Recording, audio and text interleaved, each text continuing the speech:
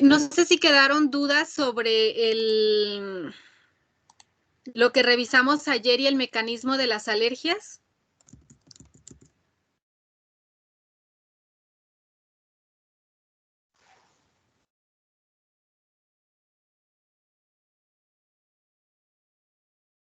Algo que me gustaría resaltar, perdón, no sé si alguien iba a comentar algo.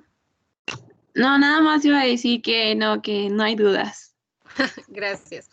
Ok, que algo que me gustaría resaltar y que quiero que comencemos a identificar son las dos fases dentro de una o cualquiera de estas patologías, que es la del reconocimiento y la manifestación, ¿sí? Eso es algo que no debemos olvidar. ¿Por qué? Porque en la primera fase nunca va a haber manifestación. Es por eso, en algún momento yo ya les había llegado a comentar que cuando nosotros vamos al médico y nos da un antibiótico, siempre nos pregunta, ¿es alérgico a algún antibiótico? ¿Y qué es lo que contestamos, chicos?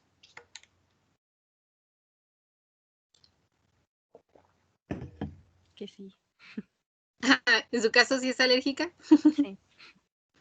Ok, los que no son, así directamente dicen, no, no lo soy.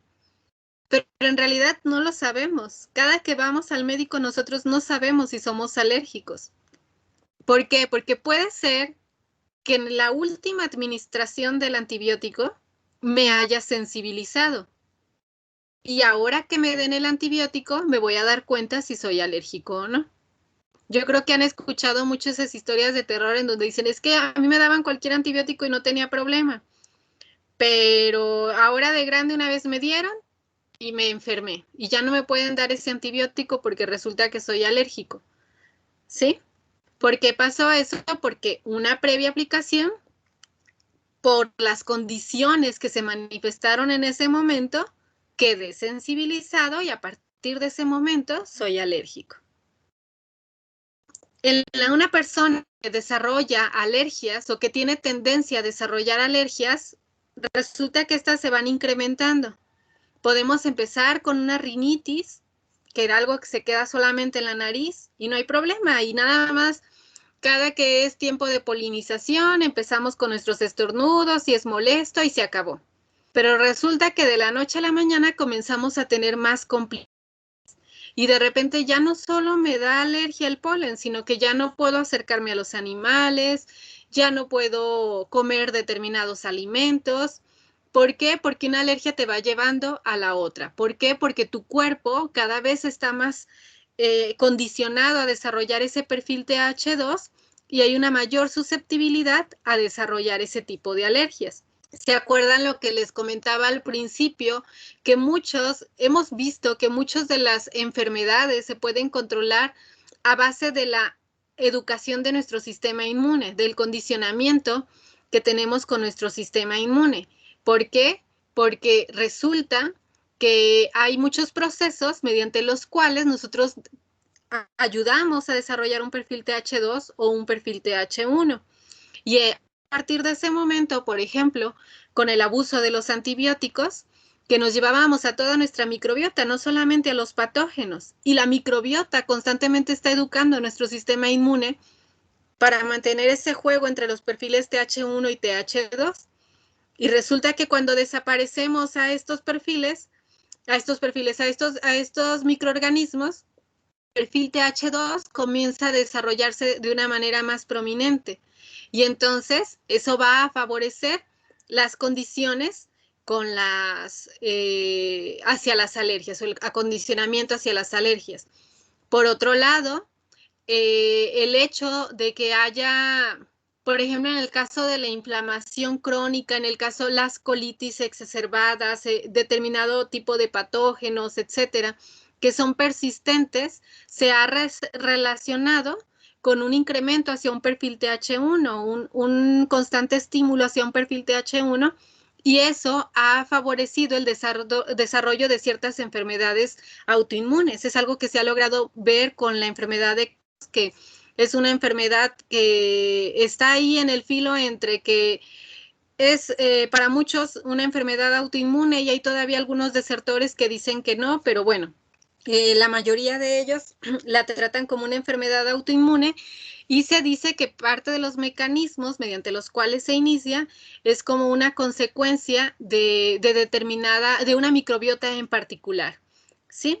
Entonces, es importante cómo estamos estimulando a nuestro organismo y esto va a favorecer ese perfil que va a predisponer al desarrollo de enfermedades. Insisto, un TH2 descontrolado hacia las alergias, un TH1 y TH17 descontrolado hacia la autoinmunidad.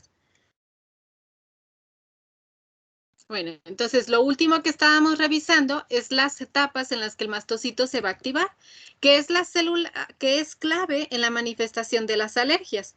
¿Por qué? ¿Se acuerdan que decíamos el mastocito está distribuido en prácticamente todo nuestro organismo? Lo tenemos por debajo de los epitelios en tejido conectivo y además es una célula que tiene un gran número de gránulos y que el contenido de esos gránulos es completamente diverso. Es una célula que tiene enzimas o que tiene proteasas, es una célula que tiene mediadores o que es capaz de producir mediadores lipídicos, es una célula que es capaz de tener ya citocinas preformadas en sus gránulos, que puede contener neurotransmisores. Entonces es una célula que inmediatamente alerta a nuestro organismo de que algo anda mal, ¿sí? Y es una célula clave en el inicio de la respuesta inmune en contra de muchos patógenos. Pero en esta condición es una célula que nos trae muchas consecuencias negativas, porque es la responsable de prácticamente todas las manifestaciones en la fase temprana de la alergia. Y esa gran diversidad, lo que comentábamos, se va a liberar en diversos tiempos. En segundos van a ser liberados sus gránulos, que es donde tenemos a las proteasas. En cuestión de minutos se van a desarrollar los mediadores preformados. Se dice que todos los mediadores que son liberados a partir de los minutos se habla de mediadores de novo. ¿Por qué? Porque no existen previamente. Es a través de esta activación que se induce su síntesis. En el caso de los leucotrienos y prostaglandinas, derivan del ácido araquidónico, el cual sí está previamente preformado, entonces es mucho más rápida su síntesis. Mientras que las citocinas tenemos que enviar señales al núcleo y es así, se inicia por completo con ellas, por lo tanto su producción es todavía más lenta y se comienza a producir a partir de las 8 horas, entre 8 y 24 horas. De ahí que nosotros podemos ver manifestaciones de las alergias. Ay, ¿sabe qué estoy haciendo? Manifestaciones de las alergias en cuestión de segundos. Una persona que es alérgica, por ejemplo, a los gatos, a los perros, pasa el perro y en cuestión de segundos comenzamos con el estornudar constante, el sentir que me ahogo, dependiendo de con cuánto antígeno estés entrando en contacto con él. ¿Por qué? Porque una característica importante también para la manifestación de estas reacciones es dónde se encuentran estos mastocitos, porque aparte de la diversidad tan grande que existe de mediadores en cada una de estas células, esta célula es muy heterogénea. Vamos a ver que está distribuida en todo nuestro cuerpo y que el contenido de sus gránulos puede variar dependiendo del sitio donde se encuentren. Y esto también va a modificar el tipo de manifestaciones que se van a presentar. Por ejemplo, en tubo gástrico van a desarrollar la presencia de alergia de diarrea, a nivel pulmonar la broncoconstricción, en la piel el eritema, entre otras cosas, ¿sí? Y bueno, esas pueden ser las manifestaciones inmediatas. En cuestión de minutos pueden ser manifestaciones un poco más lentas, como puede ser el dolor y así sucesivamente. El caso es que nosotros podemos tener manifestaciones varias horas después de haber entrado en contacto con ese alérgeno.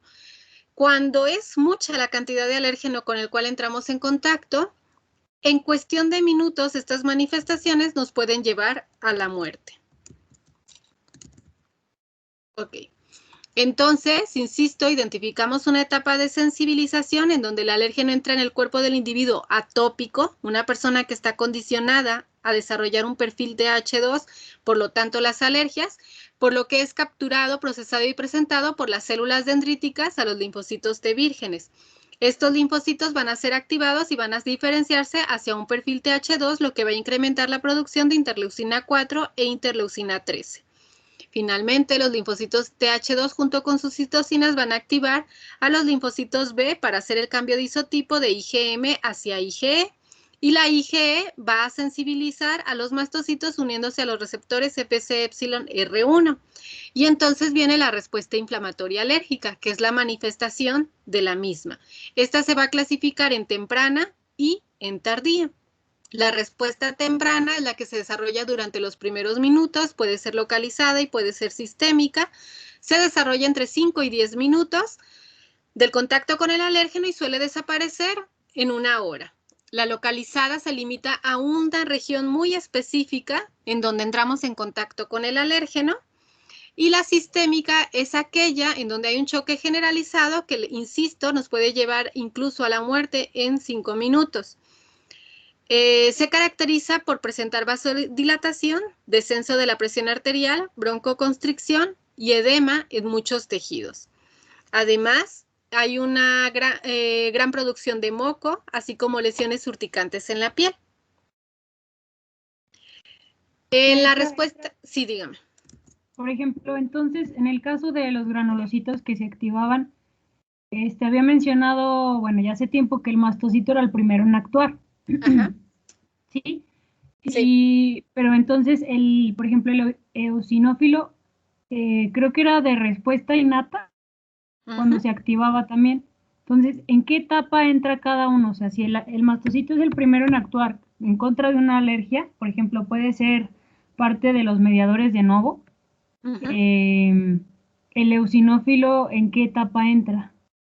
Ok, acuérdate que el eosinófilo está en circulación y el mastocito ya está en el tejido.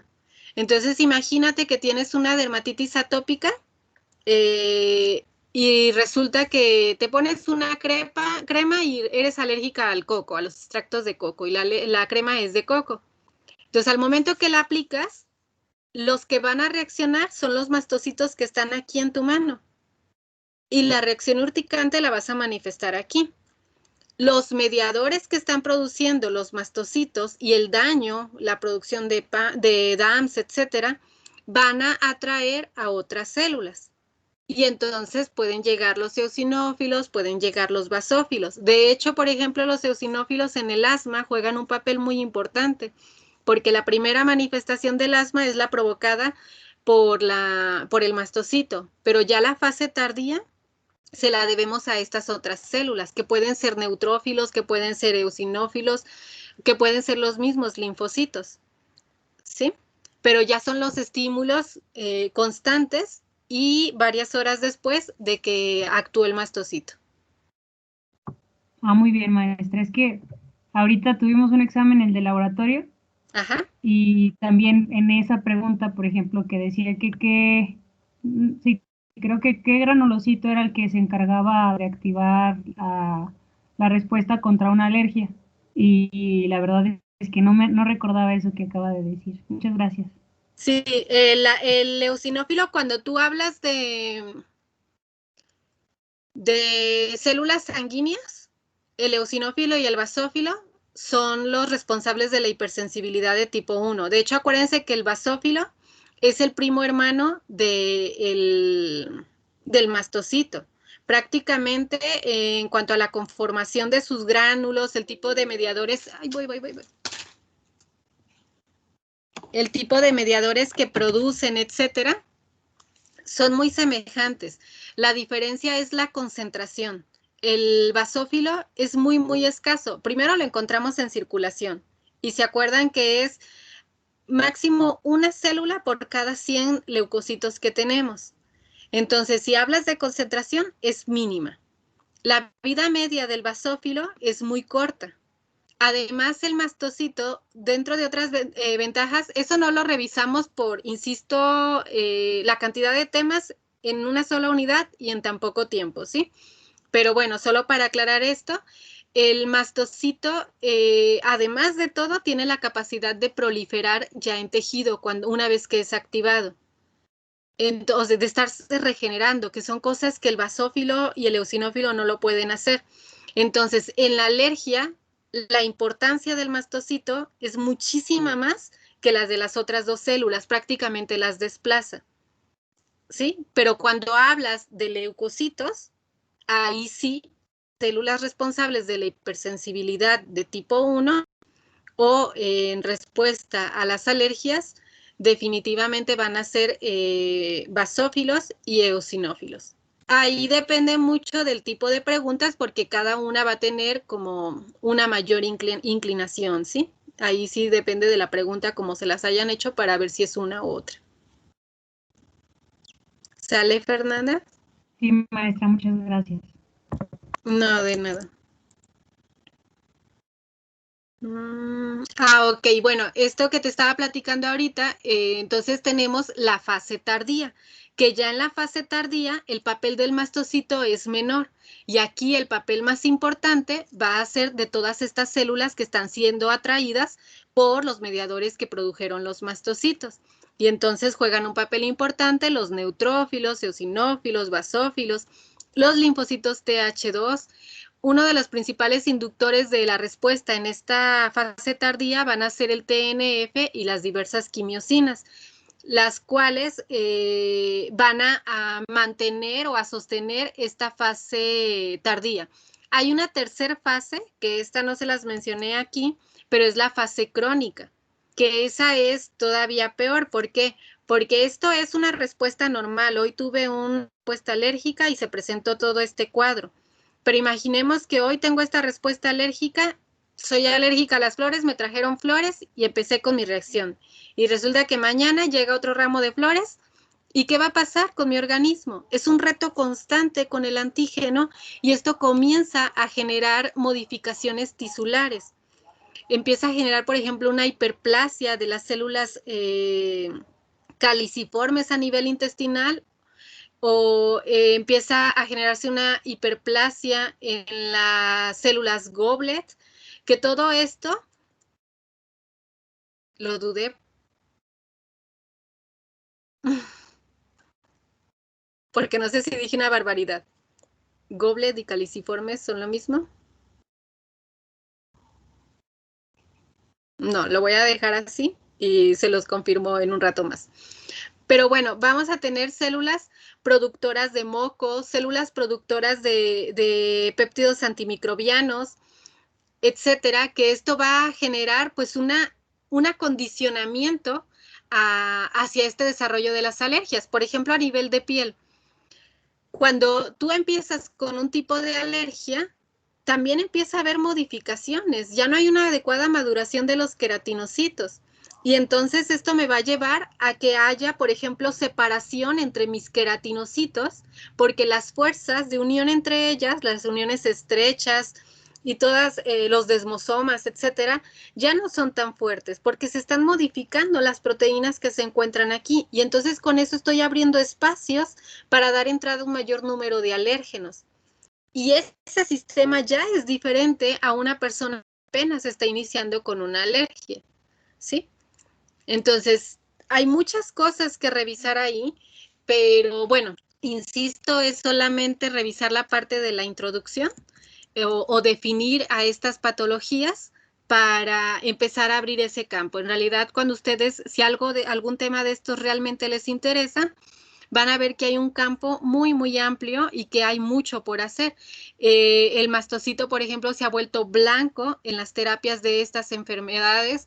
No nada más el mastocito, los linfocitos B, dentro de las terapias que ya no lo van a mencionar sus compañeros, una de las alternativas es incluso la producción de anticuerpos anti-IgE. Y en un principio se creía que era como una terapia, como es que hay un choque, hay que parar esto porque tiene demasiada IgE, está reaccionando y se va a morir. ¿Cuál es la mejor forma de neutralizarlo? Dale anticuerpos contra la IgE para neutralizarlos y que estos no puedan unirse a sus CFC. Pero resulta que cuando ven y empiezan a dar estas terapias, se dan cuenta que estos anticuerpos también modifican a la respuesta inmune y está trayendo resultados más positivos de lo que se pensaba, porque se ha generado una diferenciación o un cambio de perfil del TH2 al TH1. Entonces, hay muchos estudios todavía y las alergias, créanme chicos, es una de las enfermedades en donde no tenemos cura. El tratamiento más prometedor es la inducción de la tolerancia a través de administración de antígenos. ¿Eres alérgico al polen? Pues te vamos a inyectar polen en dosis controladas cada semana hay personas que estos tratamientos los llevan 3 años, hasta 5 o 7 años, y a la larga se vuelven costosos.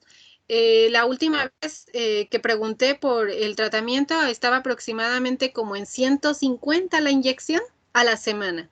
Y dice uno, no, pues no está tan caro, ¿no? 150, pero imagínense a la semana, cada semana durante 7 años, que son los tratamientos más largos que yo he escuchado, pero bueno, obtienen muy buenos resultados. Ahora, no todas las personas somos candidatos a recibir estas terapias. Primero te tienen que hacer estudios para ver si eres una persona con condiciones para recibirla. Por otro lado, es importante, se hace un estudio para ver cuáles son los alérgenos. Hay personas que llegan, una prueba para diagnosticar las alergias, a veces te dan hasta 60 piquetes con diferentes alérgenos, porque eres alérgico a todo. No te van a dar una terapia para los 60 alérgenos. A la primera administración, pues ahí quedas. Entonces, ¿qué es lo que hacen? Seleccionan aquellos los cuales te ponen más en riesgo, porque hay un dicho que señala que las alergias, el tratamiento más efectivo es se me fue la palabra, pero evitar el alérgeno. En cierto tipo de alergias es fácil. Si se trata de comida, soy alérgica a los camarones, pues no comas camarones. Pero luego también dentro de las alergias alimenticias, por ejemplo, soy alérgico a los aditivos que se le ponen a los alimentos. Y esos no siempre los podemos controlar. Porque muchas veces en las etiquetas no te marcan ese tipo de aditivos. Se fijan ustedes que, por ejemplo, en los cereales, en todo tipo de harinas, luego viene una leyenda que dice, este producto se hizo en máquinas en donde se trabaja con nuez o con nueces. Y por eso lo hacen, porque esos trazas de esas nueces en una persona alérgica puede significar la muerte. Entonces, en ese tipo de cosas dices, chin, es más difícil el que podamos controlar qué alérgeno voy a estar en contacto. ¿Y qué te cuento si eres alérgico a los pólenes? Entonces, esas personas son las que suelen ser mejores candidatos para recibir este tipo de terapias contra los antígenos. Pero bueno, insisto, hay un montón de cosas por ver. Y bueno, dentro de las alergias, pues vamos a tener una gran variedad de alergias. ¿Por qué? Por lo que les comentaba, porque va a depender del sitio de entrada del alérgeno, va a depender del tipo de mastocitos que están reaccionando, va a depender de la cantidad de alérgenos con los que estamos entrando en contacto, y entonces podemos tener la rinitis, podemos tener la dermatitis, el asma, las alergias alimenticias, tenemos el síndrome de alergia oral, que ese solamente se queda a nivel bucal. Resulta que hay alérgenos que la misma complejidad de estas moléculas les da una mayor capacidad de ser alérgenos o de ser reconocidos por nuestro sistema inmune. Entonces, cuando consumimos el alimento, nos genera una alergia localizada solamente a nivel de la mucosa oral. Comes este producto y empieza la comezón, la irritación, tal vez el sarpullido, y hasta ahí se queda todo. ¿Por qué? Porque conforme va avanzando ese alimento, está siendo degradadas estas proteínas y resulta que cuando llegan a tubo digestivo, ya no tienen su naturaleza inmunogénica. Esta fue desnaturalizada, desapareció esa característica y la alergia solo se quedó ahí.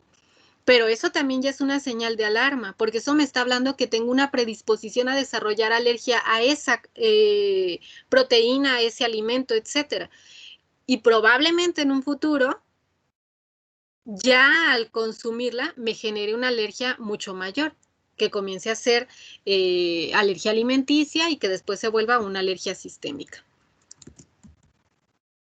Bueno, Y dentro de las hipersensibilidades, ¿se acuerdan que hablábamos de diferentes tipos? Depende de cuál era el mecanismo de acción. Las primeras 3 decíamos que eran humorales y aquí entra la hipersensibilidad de tipo 2, que esta va a ser debida a los anticuerpos, particularmente IgG o IgM. En este caso, nuevamente, yo requiero una primera inmunización y en esa primera inmunización generalmente no va a haber manifestación de la misma hasta el segundo contacto. Son reacciones en contra de antígenos en la superficie de célula generando destrucción celular. La respuesta se puede dar por acción de anticuerpos IgG o IgM mediante diferentes mecanismos, como es la activación del sistema del complemento, citotoxicidad celular dependiente de anticuerpos, por fagocitosis y, bueno, tras la opsonización y modificación de las funciones debido a que los anticuerpos se unen a receptores o proteínas bloqueando su función o activándola. Aquí están algunos ejemplos representando cada una de las condiciones que les acabo de comentar. Los ejemplos típicos de este tipo de reacciones son las reacciones transfusionales. Recordamos que la sangre tiene, o las células de la sangre tienen diferentes antígenos. Los eritrocitos van a tener diferentes proteínas en su membrana, las cuales tienen ciertas características inmunogénicas, algunas más que otras. Aquellas que son más inmunogénicas son las que tienen una mayor importancia. ¿Por qué? Porque estas, gracias a su complejidad y a su carácter proteico, tienen una mayor predisposición a sensibilizar o inmunizar a otro individuo. Las que son de origen lipídico o azúcares tienen menos características inmunogénicas y la inmunización es mucho menor. Sin embargo, vamos a ver que dentro de los diferentes sistemas de los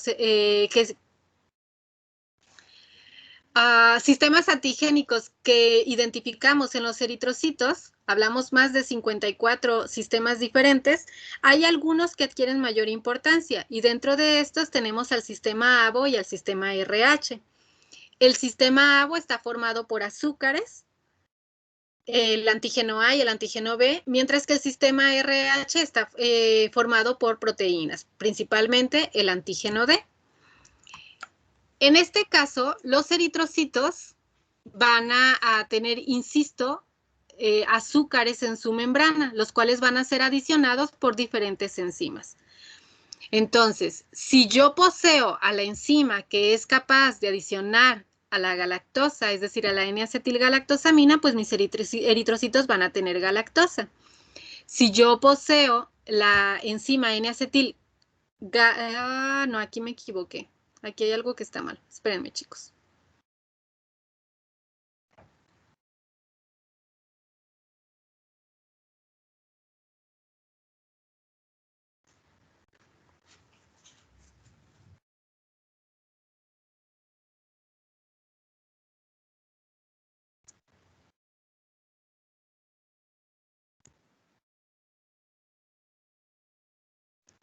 Ay, no me acuerdo del nombre.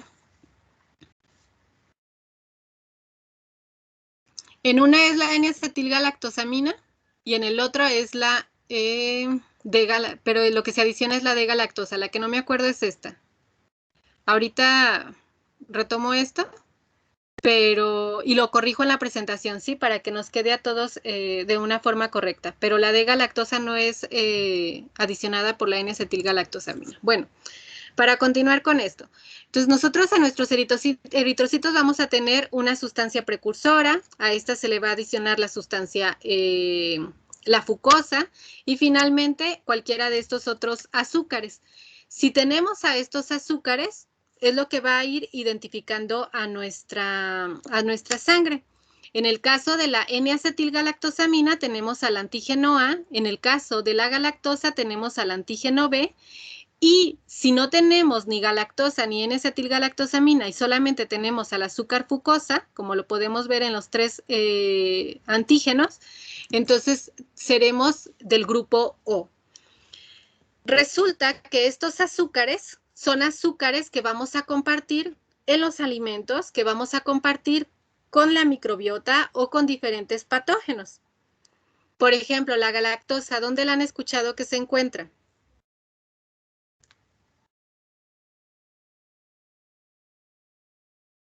leche. En la leche. Entonces, resulta que a nuestro nacimiento nosotros podemos tener o no a estos azúcares. Por ejemplo, si yo tengo, soy del grupo A y tengo a la N-acetilgalactosamina, pero no tengo a la D-galactosa, pues probablemente con el consumo de estos alimentos, probablemente con el contacto con ciertos patógenos, pues vamos a identificar como extraño a esa galactosa. Y entonces voy a comenzar a producir anticuerpos en contra de esos azúcares que se compartieron con otros patógenos, con otros alimentos, etc. Ahora, estos son azúcares, por lo tanto, ¿qué tipo de anticuerpos van a producirse? ¿Qué isotipos? IgM. IgM, ¿ok? Entonces, estos IgM son los mentados anticuerpos naturales. ¿Por qué? Porque se produjeron ante un estímulo que no es específico, ante un estímulo que puede dar reacciones cruzadas. Mis anticuerpos se van a encontrar ahí circulando por mucho tiempo o el resto de mi vida van a estar ahí. ¿Por qué? Porque constantemente hay diversos estímulos que los están produciendo, pero tienden a dar estas reacciones cruzadas.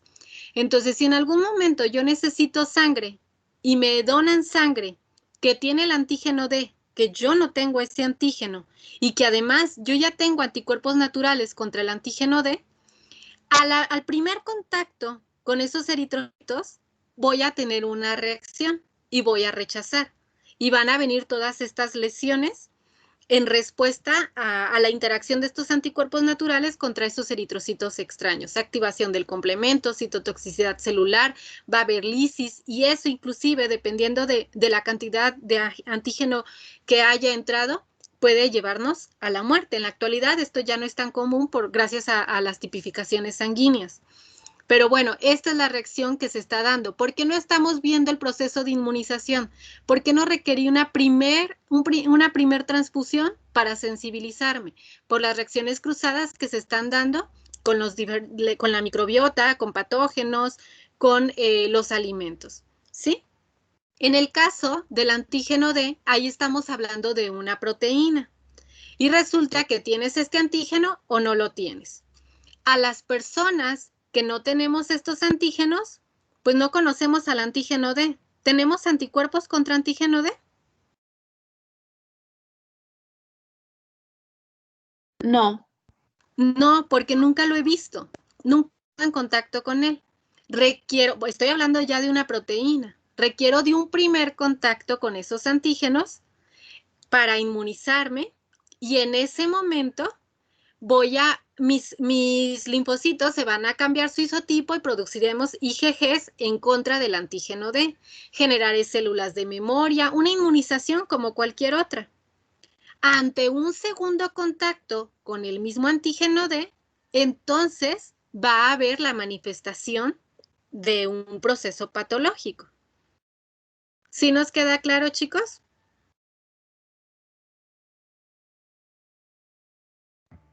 Sí. Ok. Ahora, ¿cuál es la importancia de este antígeno en particular con el antígeno D?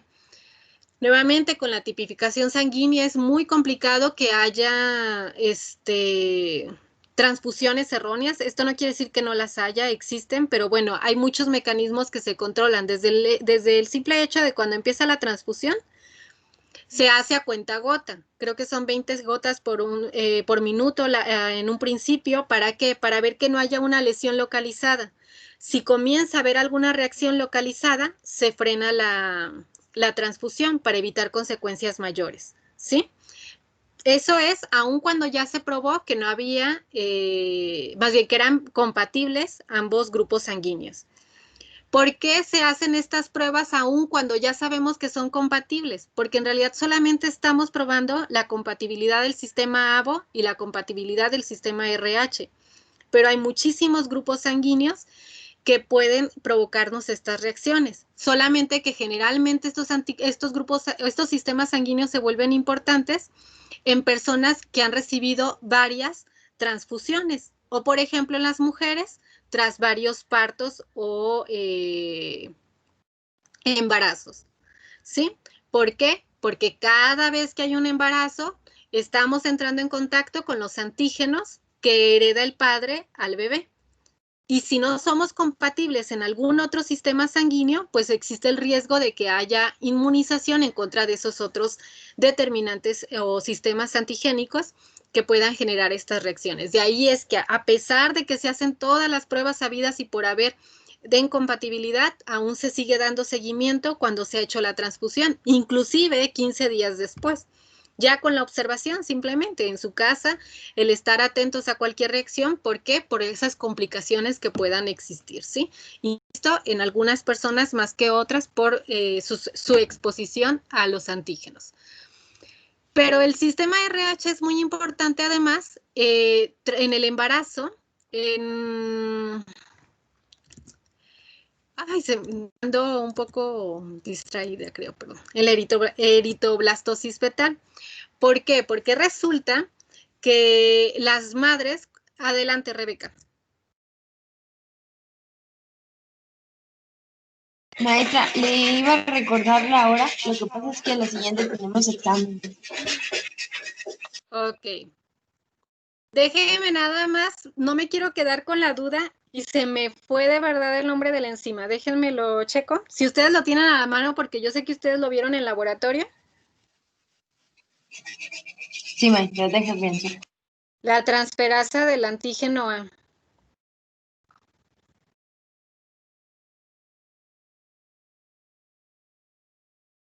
¿No era galactosamil o algo así? Ay, iba a decir eso. NA-galactosamil. Sí, pero es que la que... Era N-acetilgalactosamina. Esta es la que tengo aquí, por eso es lo que les digo que es la que está mal. En la de galactosa, entonces la del antígeno B.